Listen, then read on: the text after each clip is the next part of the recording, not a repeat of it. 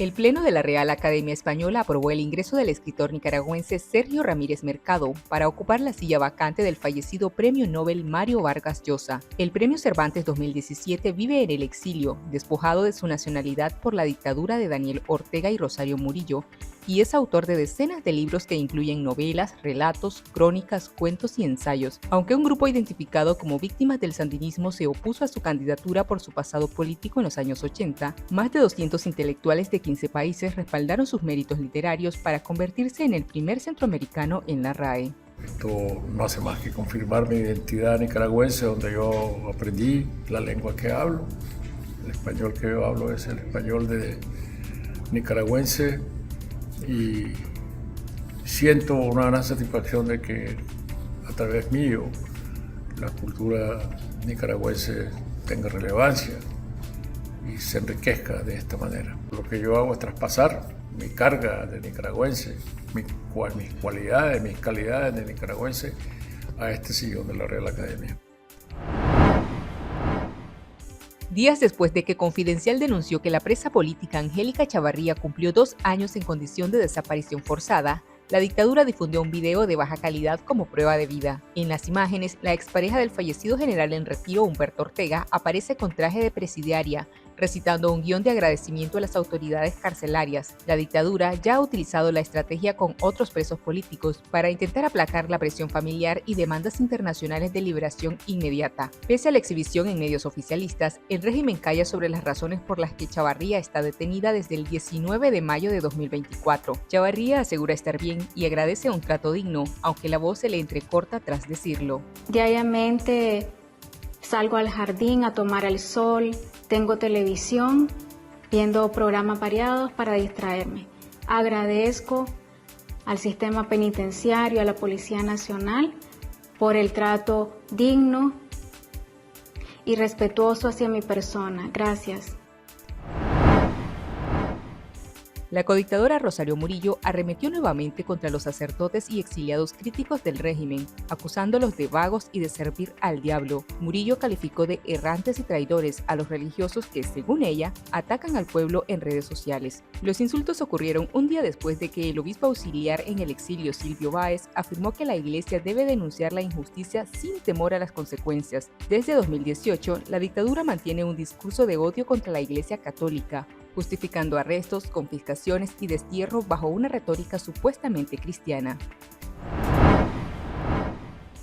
La dictadura Ortega Murillo sumó a 2 guardabosques mayagnas a la lista de presos políticos indígenas en Nicaragua. La policía detuvo arbitrariamente a los líderes comunitarios Serapio Palacios y Hermes López en el Caribe Norte. Organizaciones defensoras de derechos humanos denunciaron que el régimen oculta su estatus jurídico y los cargos que le señalan. Con estos arrestos, suben a 22 los indígenas detenidos desde 2021. Los defensores alertan que la criminalización de los guardabosques desprotege el medio ambiente y agrava la persecución contra las comunidades indígenas que resisten la invasión de colonos.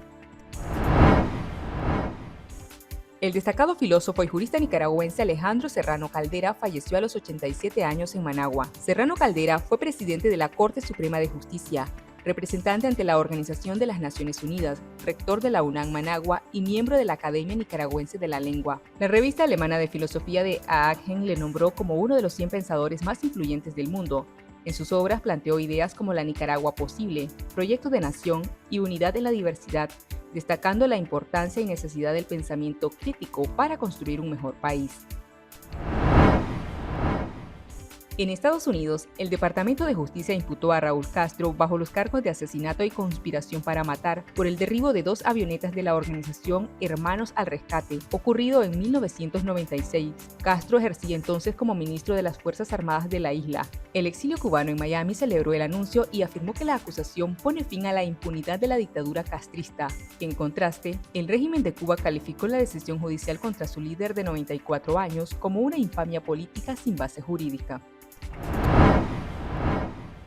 El secretario de Estado Marco Rubio ofreció al pueblo cubano una nueva relación bilateral con Estados Unidos y llamó a trabajar para una nueva Cuba. En un video grabado en español, Rubio acusó al conglomerado militar Gaesa de saquear la isla y provocar la escasez de alimentos, combustibles y electricidad. Rubio, de ascendencia cubana, afirmó que la corporación militar funciona como un estado dentro de un estado para beneficiar a una pequeña élite.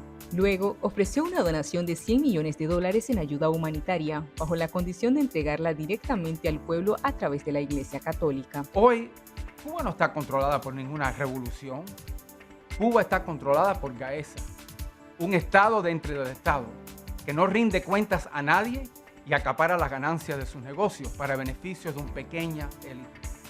Y el único rol que desempeña el llamado gobierno es exigirle a ustedes que sigan haciendo sacrificios y reprimiendo a cualquiera que se atreva a quejarse.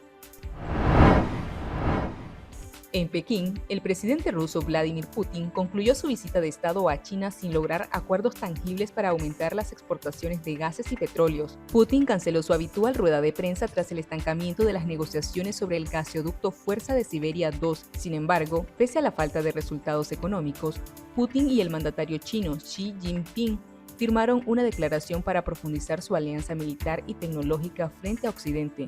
La cumbre ocurrió solo 5 días después de la visita del presidente estadounidense Donald Trump a Pekín, un escenario que consolida a China como un árbitro indispensable de la geopolítica mundial. De vuelta a Nicaragua, el precio del queso no da tregua a los consumidores con un costo que supera los 123 córdobas por libra según datos oficiales. Los aumentos consecutivos desde diciembre obligan a las familias a recortar el consumo de ese alimento básico.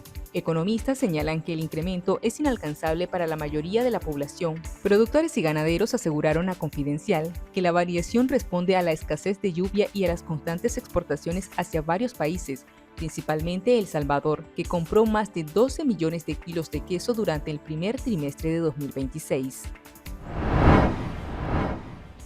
En Estelí, la dictadura inauguró el Hospital Pediátrico Coro de Ángeles, a pesar de que 3 semanas antes la obra registraba solo un 57% de avances. El régimen forzó la apertura para hacerla coincidir con el aniversario del natalicio de Sandino, una práctica propagandística que ya utilizó en León, Ocotal y Nueva Guinea. El Ministerio de Salud fijó el costo del hospital en más de 1.100 millones de córdobas, pero una revisión del presupuesto de la República también reveló que la inversión ejecutada aún no cubre ni la tercera parte del monto.